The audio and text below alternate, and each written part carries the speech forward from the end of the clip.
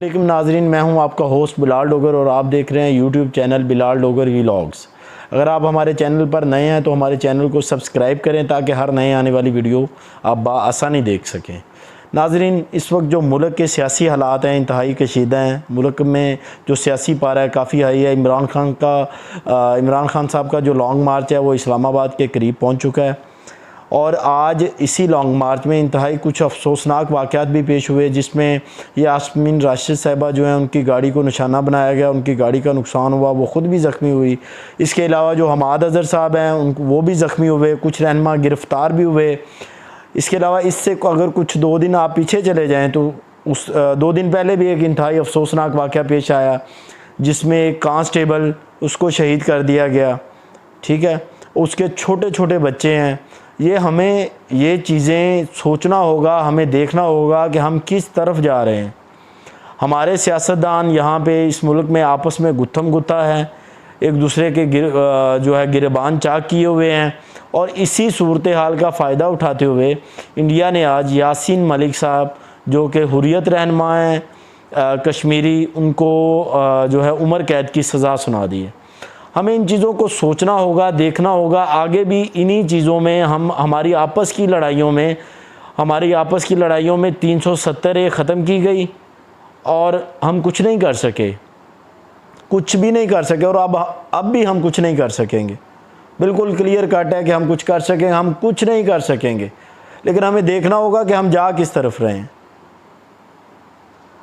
शेख रशीद साहब हैं, राना सनाउल्लाह साहब हैं, क्या बयानात हैं इनके, किस तरफ हम जा रहे हैं। क्या शेख रशीद साहब हर टाइम पे बयान दे रहे हैं खूनी मार्च होगा, ये खूनी मार्च होगा, और राना सनाउल्लाह साहब हैं वो उनसे बढ़ के बयान दे रहे हैं।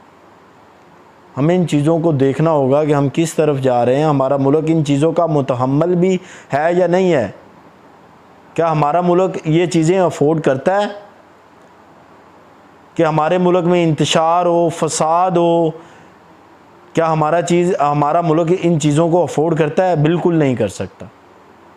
हमारे मुल्क की मईशत जो है वो डामाडोल है, मईशत बिल्कुल और इसके अलावा जो मुल्की मामलात हैं, महंगाई है, ये सारी चीज़ें किस नहज पे हैं और हम किस तरफ जा रहे हैं।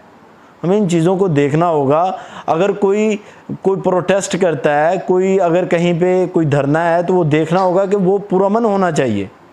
पीटीआई के हवाले से भी बिल्कुल क्लियर कट है कि 2014 में रिकॉर्ड बिल्कुल अच्छा नहीं है। 2014 में प्रोटेस्ट किया, धरना दिया, 126 दिन का धरना दिया और उससे मुल्क का बेइंतहा नुकसान हुआ।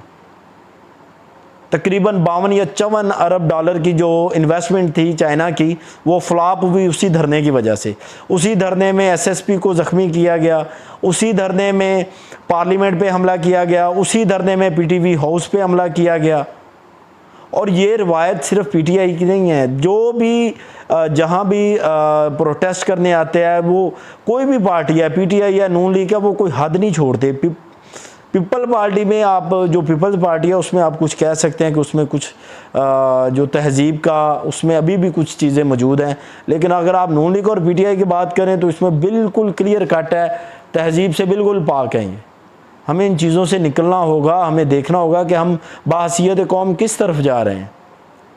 मेरी आपसे जो भाई सुन रहे हैं उनसे भी यही रिक्वेस्ट है कि हमें एक दूसरे तहम्मुल मिजाजी और बर्दाश्त का मुजाहरा करना होगा। हमें देखना होगा कि क्या हमारा मुल्क जो है वो इन चीज़ों का मुतहम्मल भी है, हम अफोर्ड भी करते हैं कि नहीं करते। लम्हा फ़िक्रिया है, तमाम भाइयों से गुजारिश है, जिस भी पार्टी से तल्लुक़ रखते हैं यार, इख्तलाफ रखें, सियासी रखें, ज़ाती ना रखें, नज़रियाती रखें, ज़ाती ना रखें। अगर किसी से इख्तलाफ है तो वो नज़रियाती रखें, वो आप उसको पर्सनलाइज मत करें। मेरी तमाम भाइयों से यही रिक्वेस्ट है, पुरअमन रहें, अपने मुल्क का सोचें और उस तरफ ना जाएं जिससे हमारे मुल्क का नुकसान हो। क्योंकि हमारा मुल्क जो है वो बिल्कुल भी ये चीज़ें अफोर्ड ही नहीं करता। दुनिया हमारी तरफ देख रही है और हम वो दिन ब दिन हम बेहतरी से बदतरी की तरफ जा रहे हैं। यही रिक्वेस्ट है कि अमन से रहें, प्यार से रहें, मोहब्बत से रहें, तहम्मुल का मुज़ाहरा करें।